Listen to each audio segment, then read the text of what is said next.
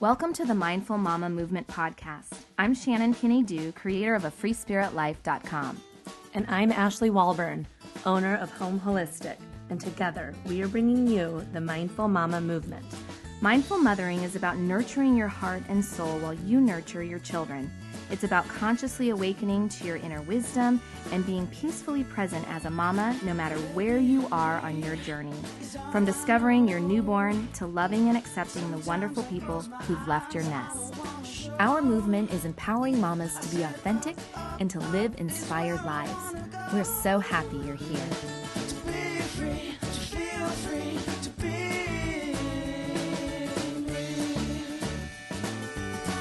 Hey everyone, welcome to episode 25 of the Mindful Mama Movement podcast. In today's show, we are continuing our discussion with Casey O'Rourke, creator of Joyful Courage. If you have not listened to episode 24 yet, head on back there because that's part one of this conversation.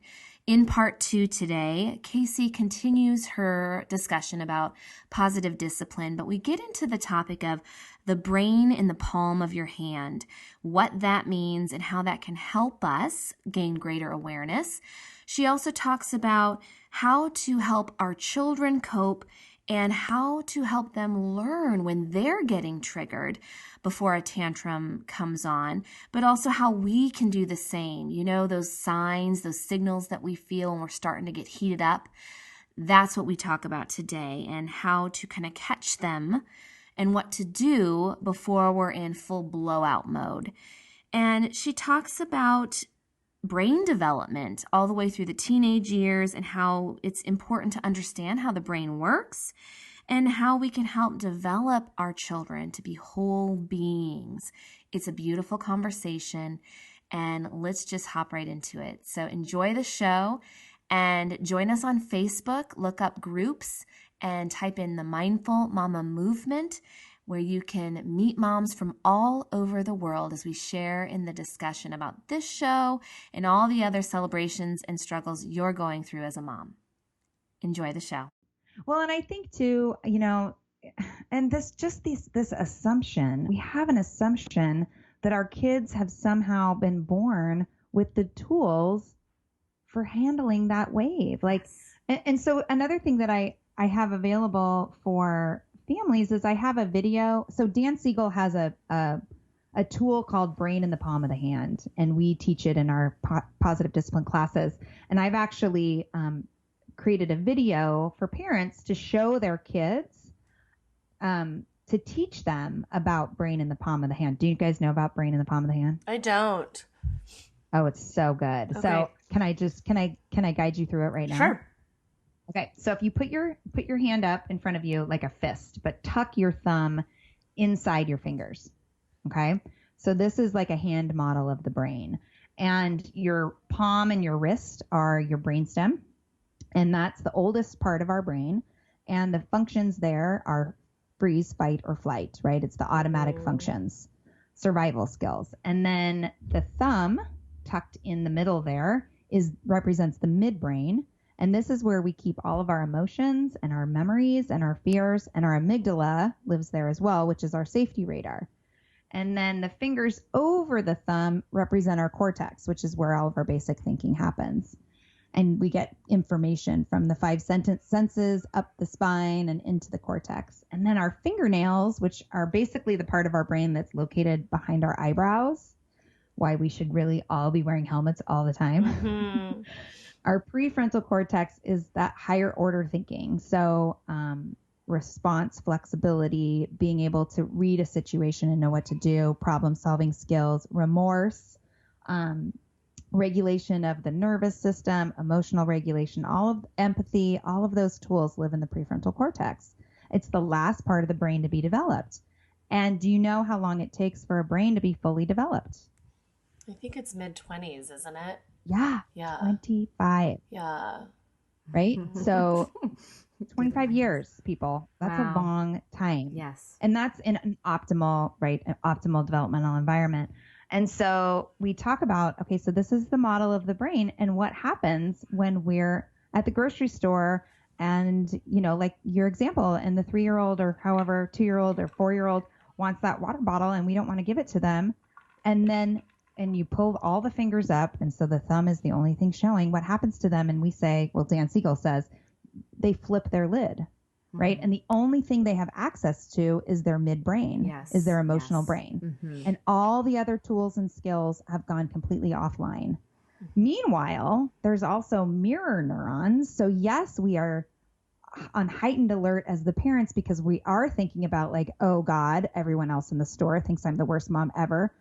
But we're equally as influenced by the fact that we're looking at this other human who's freaking out, and their brain is actually triggering our brain through mirror neurons into our own flipped lid. Yep.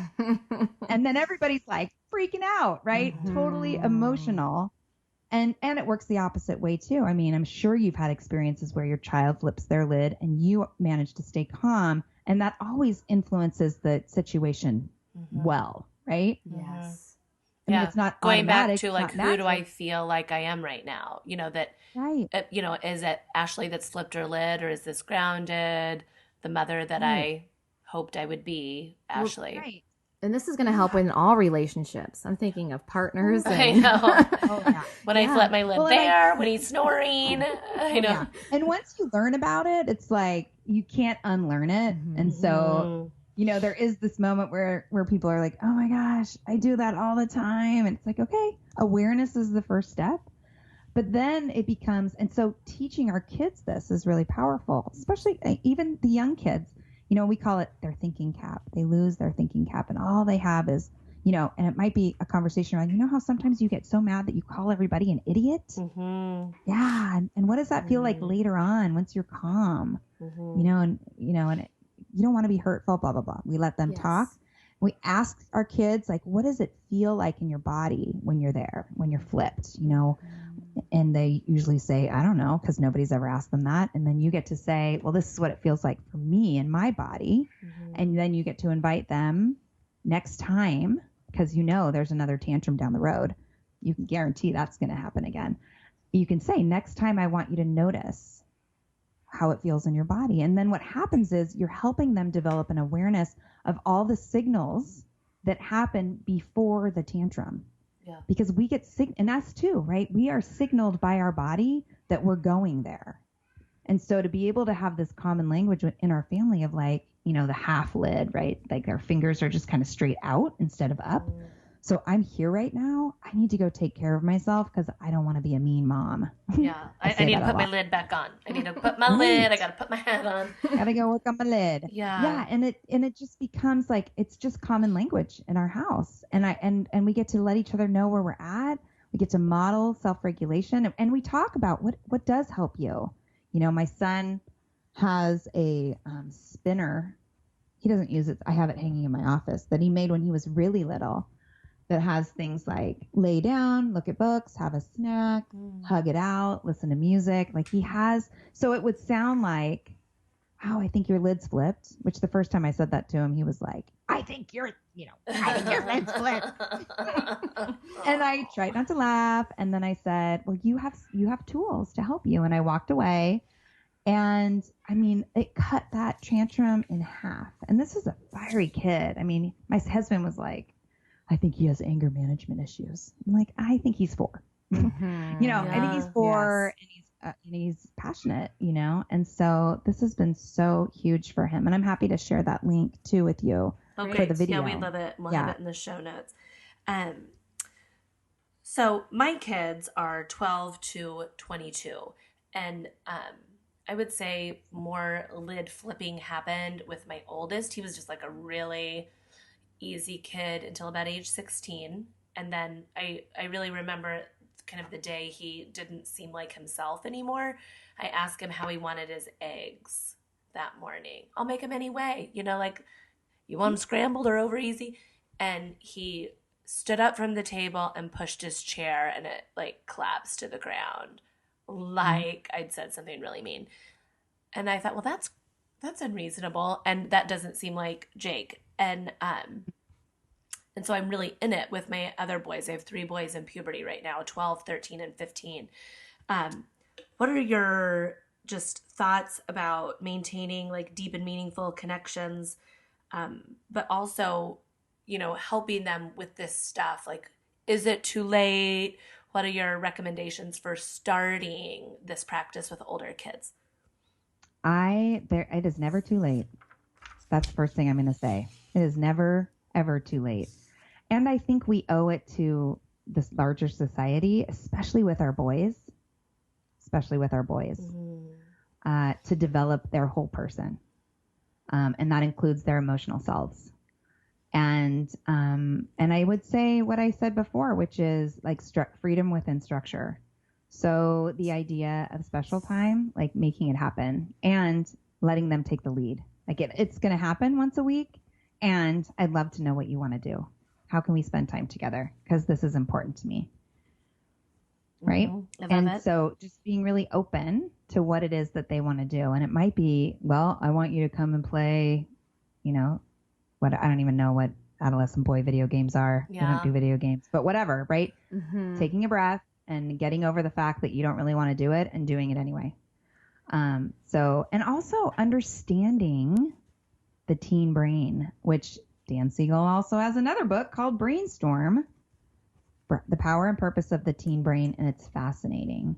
In adolescence, before 12, they're collecting information. Their brains are like a sponge. And then they hit puberty and there's a pruning process. And whatever they're not using, they lose. So, for example, this is why it's really, really benefits kids to have, to play sports, but also to play music and maybe do some art and, have a variety of things that they do, because it just means that a variety of parts of their brain is going to continue to develop. There's also research that shows for boys, adolescent boys, that they see a neutral facial expression as confrontational. My 15-year-old does. I mean, yeah. My younger boys don't, or they don't yet. But my 15-year-old, often he's so reactive to me walking by his room and having nothing to do with him, or, like, hey, did you put your sheets on the bed? And he takes it like I'm saying something really unkind. And it's so great that you just said often, or I'll hear from parents who say, every time I do this, or every time it's this time of day. Like, that's really important information, because then you get to go to your son and you get to say, this is what I notice, and I'm wondering about this. And you can even say, and this is what I've learned about the teen boy brain. Yeah. Mm-hmm. And I'm wondering how we're going to work this out. Yeah. Right? Like, what is something that you can ask me? What's something we can do to maintain relationship, even if you feel like I'm on your back? Let's talk about ways that you can say, hey, Mom, I need, let's talk about this. Because it's not like this whole parenting thing. It's not like we adults, it's not a secretive, like, we're going to figure our kids out and they're not going to have meltdowns anymore. Right. It's really like invite them into the conversation, invite them in. And it's modeling again. It's like, hey, this relationship that we're in, it's not feeling great during, when this shows up or during this time of day. And I'm wondering how it feels for you, and holding this space, because they're real honest. If we're going to say, tell me what the experience is for you got to be ready to hear, like, yeah, you're kind of not that great and you make me feel bad about myself, or you make me feel this way or that way. And it's not a time to like talk them out of that feeling. Defend it. Right. No. So you have to find your neutral. Yeah. And then, but from that place where you gather information, which is so powerful, because so often we're making assumptions instead of gathering information. So we gather information and then we get to say, so what's going to be helpful? Right? What's going to help you? This is what'll help me. Starting with them is better always. But so what would be helpful for you? If I notice that you didn't put your laundry away, what would be a more helpful, how do you want to receive that information? Yeah. I have just a question just that I need clarifying on, because I have a 12-year-old, that you were saying that, pre-age 12, that they start to do kind of a pruning or a purging process. So what came to me at that point was, if like social emotional relationships. Like if by age 12 they don't really have, let's say, friends, or they don't have a close relationship with a family member, or they don't have, whatever it is. If you don't use it, do you lose it? So social emotional skills get to be practiced in all sorts of relationships, right? Mm-hmm. So my daughter started off pretty introverted. She's definitely found her extrovert, but still needs her introvert time. Mm-hmm. She does not, she's very uncomfortable in a lot of settings. Mm-hmm. And so I make her go into the orthodontist on her own for appointments. And then I meet her to schedule the next appointment, or I have her call the gal that cuts her hair, and she knows when, with my calendar, so that she can schedule her own appointments. Like I look for opportunities to gently nudge her towards having uncomfortable conversations, because Mm-hmm. I want her to get to the other side of it and realize like, oh, that wasn't really that bad. Mm-hmm. And so am I answering your Yeah, question? I think that, I feel like we like overdo and overtalk about like video games and technology, but I do wonder like if that is what our children are going to from, it's just at such an early age right now with 1-year-olds sitting at dinner, where even a decade ago, a 1-year-old sitting at dinner was having a human relationship, and we are having to manipulate our kid at a restaurant and maybe take them out instead of pull an iPad out of our purse. That, if we've been using technology from, for a lot of children today, from the onset of beginning. I mean, like really, really little. What's that like at age 12 when they start to do this, like you were saying, like a pruning, like if they don't need it, that they're kind of letting go. And I don't even know if there's really an answer to it, but I don't know that I've thought about that until today. Like what is happening? Is there an ability to have deep and meaningful relationships and use other humans to work stuff out instead of go into the phone, I've got to go check out, where, every other generation is when we really had to check in and deal with each other. Mm-hmm.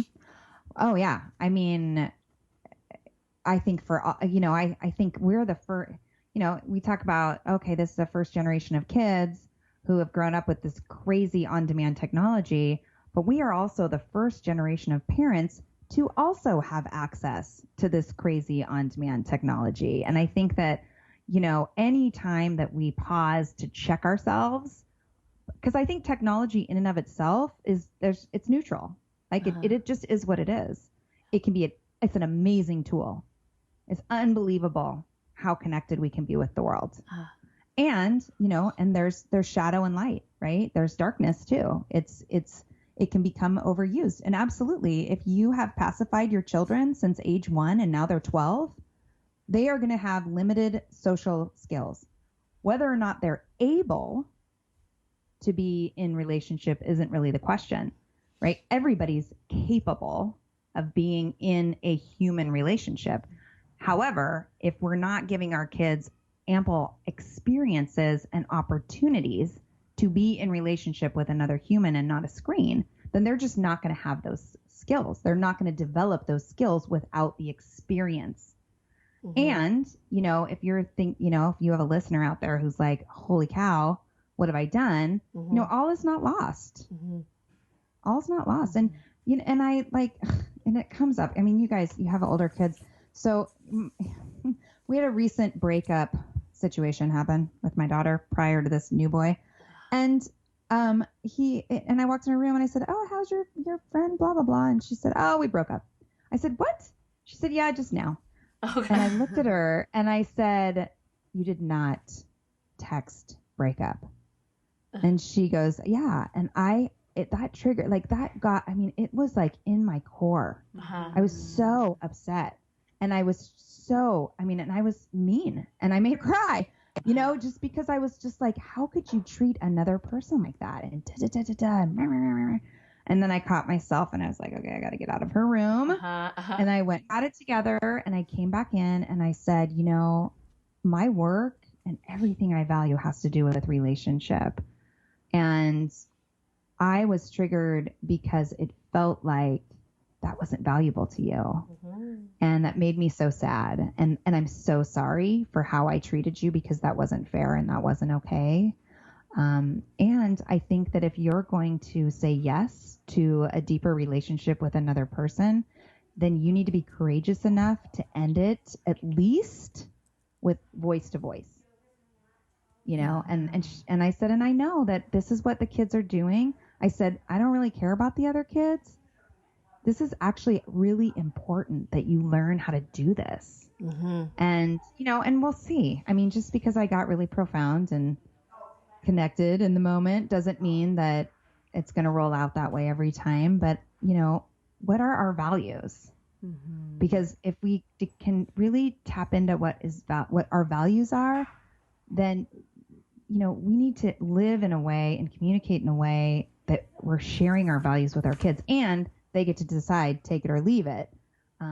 But ultimately, I was able to come back to her and really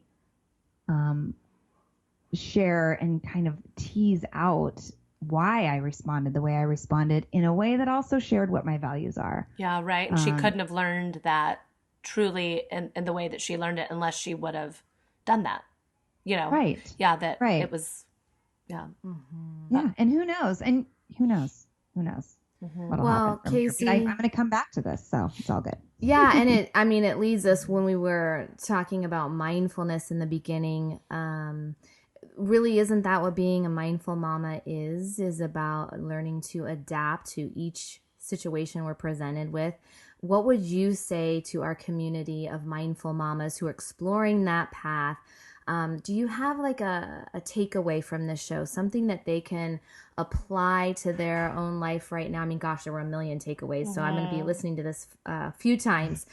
So thank you for that. But what's like one bit of information you would love to wrap up our conversation today? I think what you just said was really profound about, being mindful is also being flexible, like recognizing that ultimately we're in relationship with our children, and they are younger and smaller, or sometimes not smaller than us, but they are 100% equally deserving of dignity and respect. And the more we can bring mindfulness into our relationship, the more they're going to feel their own sense of self-worth. And a tool, something that helps me, that I learned from a fabulous coach myself, is when you notice that you're really in the muck with your kids, imagine yourself taking a balcony seat. My coach actually said going to 10,000 feet and looking at, I think I said this earlier, really taking a balcony seat, looking at what's happening, pausing long enough to look at the big picture, beyond hurt feelings, beyond the fears, what are the facts? What's really happening right now? And then moving from that place, and always moving towards, what are the skills that my kids are lacking and could be developing right now? And what do I want to be modeling, right? Who do I want to be in this moment that is also actually a learning opportunity for our kids? So great. And remind our moms where they can find you, learn more about your services. Yeah. So my website is joyfulcourage.com, and I have a blog. I don't write a lot on the blog, but I have plans to change that lately, because I've been podcasting, and you can find the podcast on the website as well. Podcast is also available on iTunes and Google Play. I have a community on Facebook that's called Live and Love with Joyful Courage. It's a closed group for parents. Joyful Courage is on Facebook and on Instagram and on Twitter, although I don't really do that much on Twitter. But yeah, I love social media. Great. Well, we would like to invite you to join our group also on the Mindful Mama Movement Facebook page, because a lot of times we get questions after the show, and it'd be great if our moms could reach out to you there as well. So would you be able to do that? We'll totally do that. And I love that I think I've told you this before, I love that it's the Mindful Mama movement. We do too. Gets me fired up. Yeah, right. I know. Well, especially right now that I feel like that we must have known that we were going to need to light a fire.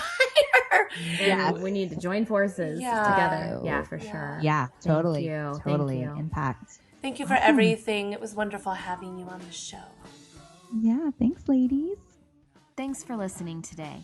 We'll see you next week with another new episode of the Mindful Mama Movement podcast. And until then, visit our website, mindfulmamamovement.com. There you can see the show notes from today's show. You can see the archive of all of our great episodes. You can join us there on Facebook, and you can also join our mailing list. Once you join the mailing list, you will receive 2 free guided audio meditations, along with our mini guide, 10 tips on becoming a mindful mama. We're so happy we've connected, and we can't wait to see you again soon. Open your heart and your soul, follow. Take time to breathe, 'cause we know, we never know. We'll gather up all your brothers and sisters, like your mom and tell your dad that you love them and miss them, 'cause tomorrow may never come and it's over.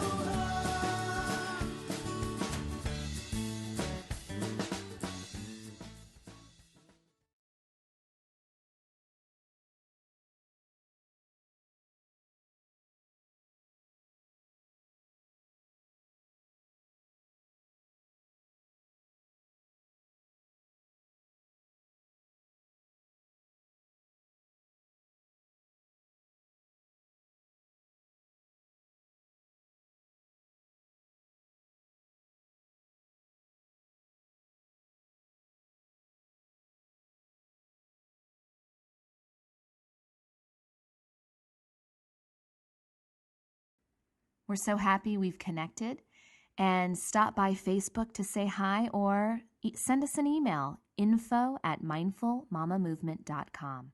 See you next week.